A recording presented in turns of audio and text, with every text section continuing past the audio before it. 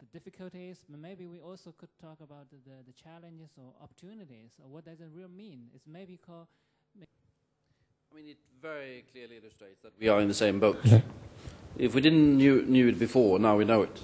And we are in the same boat, and there's a storm blowing, and waters are extremely choppy. It's only by, and there are several others in the boat, has to be said as well, it's only by dealing with it together.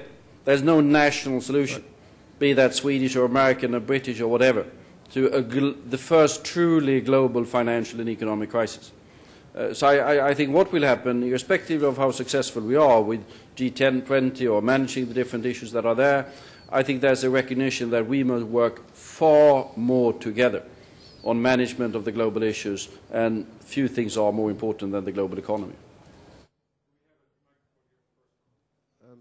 To be taken that way, what I would say is that the American review of our strategy in Afghanistan and Pakistan certainly recognizes the importance of policing, of a wide range of activities that are needed to strengthen the institutions in Afghanistan, institutions of effective governance, and that is part of the German contribution. Simple ideas.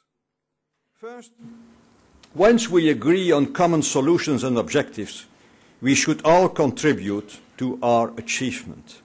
I know that there has been much American criticism of Europe for not doing enough on defense or not doing enough on Afghanistan. Some of that criticism is justified. But security today is also a multidimensional concept. Bringing peace, stability and order in an effective way is no easy job, as we have found out in Afghanistan and as the United States was reminded in Iraq. One has to accept that Europe will never be able to follow a full-fledged security approach in order to realize overall strategic objectives. In the meantime, most governments in Europe have repaired their security relationship with the United States. President Sarkozy has even decided to bring France into NATO's integrated military command, and I do welcome this important step. On Afghanistan, I accept that new efforts are needed. I will try before the NATO summit of April to decide on an additional contribution of civilian military nature on top of the efforts my country is already undertaking. This brings me to a second idea. Third, we should identify the real challenges on which we have international issues, for climate change to non-nuclear proliferation cannot be solved by nations on their own. But I think that on the three priority issues I have just mentioned, Europe and another challenge for the region and for the world. We know now that Iran possesses some degree, depending on how you analyze it, of nuclear capability, low-enriched uranium. We know also that they've made progress on their missile systems, the delivery mechanism, so to speak.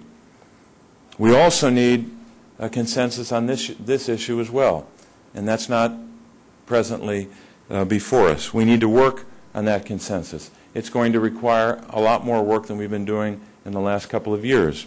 We have to combine, I believe, as we have in the past, but we still have to keep this on the table, both sanctions and incentives, if we're going to get this right. And just as is true in Afghanistan, we have to get this right. The margin for error here on what we do with their complaints. Look, I really think that it's an artificial debate. What I see between Europe and the United States, we are getting closer, much closer in many areas, including some agreements on some, let's say, sensible principles for regulation and supervision. The need to have some fiscal stimulus to the economy.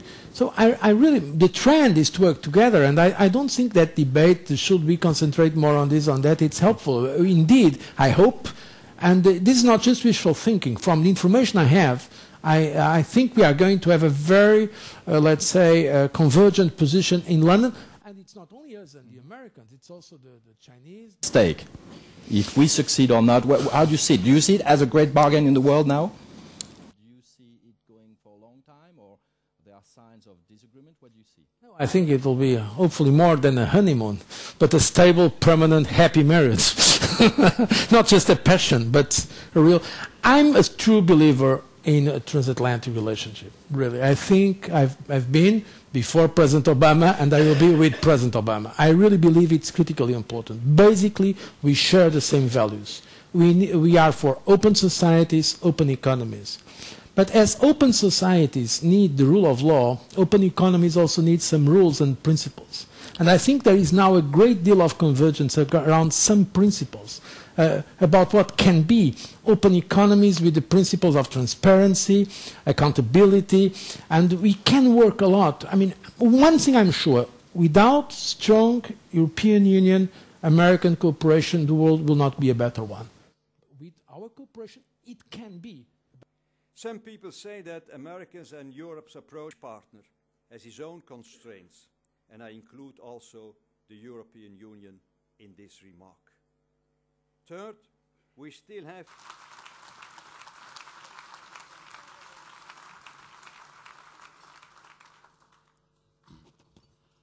Thank you very much. Great for your... But it remains to be an important event in the calendar of Brussels. The United States has done this morning. I had the opportunity to talk with the leaders of the United States very early this morning. I think it was 6 o'clock in the morning here, to tell them how pleased I was that that statement has been made. And I hope very much that a new page will be open on the relation between the international community and Iran and the bilateral relation between the United States and Iran. I remember 3 years ago, in the economics will be a lot of changes in the marketplace, even in the role of this. And we know that one of the characteristics that will be with us will be a shift in power in the world. Iran will have a channel of communication. Well, today, I think, is a first step on that direction. Let's hope that that coagulates in something constructive and positive. In any case, I am very hopeful. President Obama is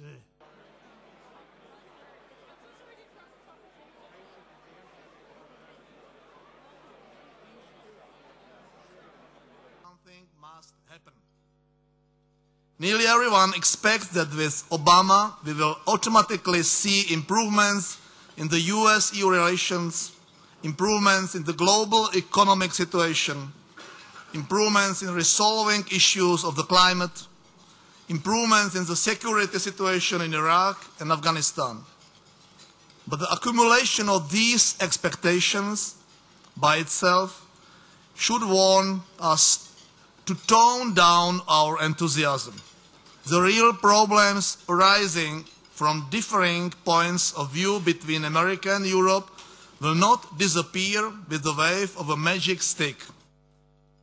Regardless of who would... Development of underground storage facilities inside Europe in order... How could it happen? And actually, believe me, for Russia it was an extremely difficult decision and extremely difficult situation, especially, you know, if you are supplying gas for more than 40 years and you are very proud of your reputation of reliable supplier, you face this situation and you don't have any choice other than to do what was done. It's really very, very difficult. And everybody understood what the reaction from the European through Ukraine. It's simply some defense.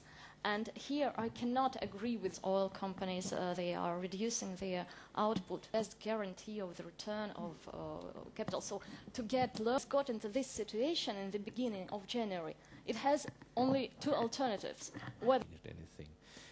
I'd say that the romantic thoughts within the German public when it comes to dependency on Russian gas was already limited since quite a while. And this is the mildest phrase, the most euphemistic phrase I can find tonight. Limited.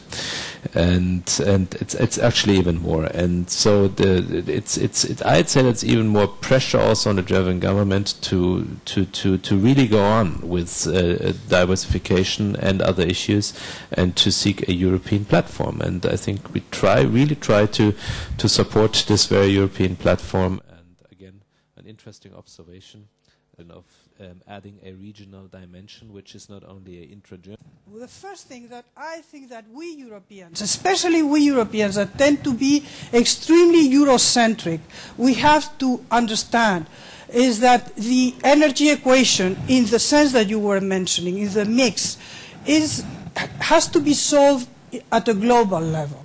We may agree or disagree with nuclear, but the reality is that now nuclear is picking up. Update us on where the PCA negotiations with Russia stand at the moment, because I understand we're talking energy there as well. Shall we start with you?